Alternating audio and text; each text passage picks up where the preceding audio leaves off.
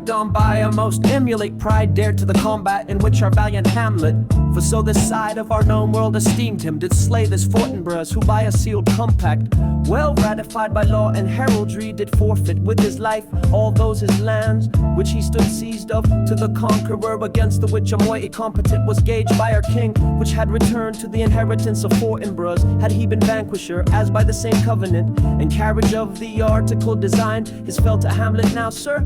Young Fortinbras, of unimproved mettle, hot and full, hath in the skirts of Norway here and there sharked up a list of lawless resolutes for food and diet to some enterprise that hath a stomach in which is no other, as it doth well appear unto our state, but to recover of us by strong hand and terms compulsatory those foresaid lands so by his father lost. And this, I take it, is the main motive of our preparations, the source of this our watch, and the chief head of this post-haste and roamage in the land. I think it be no other but and so well may it sort that this portentous figure comes armed through our watch, so like the king that was and is the question of these wars. A mote it is to trouble the mind's eye in the most high and palmy state of Rome. A little ere the mighty as Julius fell, the grave stood tenantless, and the sheeted dead did squeak and gibber in the Roman streets, as stars with trains of fire and dews of blood. Disasters in the sun and the moist star, upon whose influence Neptune's empire stands, was sick almost to doomsday with eclipse. And even the like precurse of fierce events, as harbingers preceding, still the fates and prologue to the omen coming on, have heaven and earth together demonstrated unto our climatures and countrymen. But soft, behold, lo, where it comes again. I'll cross it though it blast me, stay illusion. If thou hast any sound or use of voice, speak to me.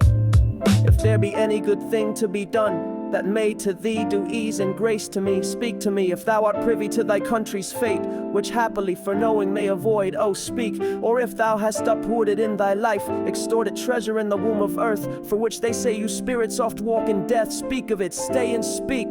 Stop it, Marcellus. Shall I strike at it with my partisan? Do if it will not stand. 'Tis here, 'tis here, 'tis gone. We do it wrong, being so majestical, to offer it the show of violence, for it is as the air invulnerable in our vein blows malicious mockery. It was about to speak when the cock crew, and then it started like a guilty thing upon a fearful summons I have heard.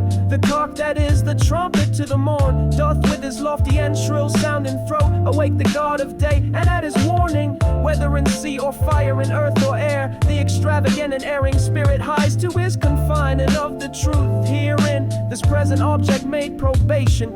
It faded on the crowing of the cock. Some say that ever against that season comes wherein our Savior's birth is celebrated. The bird of dawning singeth all night long, and then they say no spirit dare stir abroad. The nights are wholesome, then no planets strike, no fairy takes, nor witch hath power to charm. So hallowed and so gracious is the time.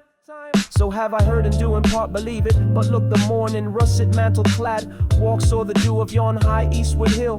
Break we our watch up, and by my advice let us impart what we have seen tonight unto young Hamlet. For upon my life this spirit dumb to us will speak to him. Do you consent we shall acquaint him with it, as needful in our loves fitting our duty? Let's dote, I pray, and I this morning know where we shall find him most conveniently.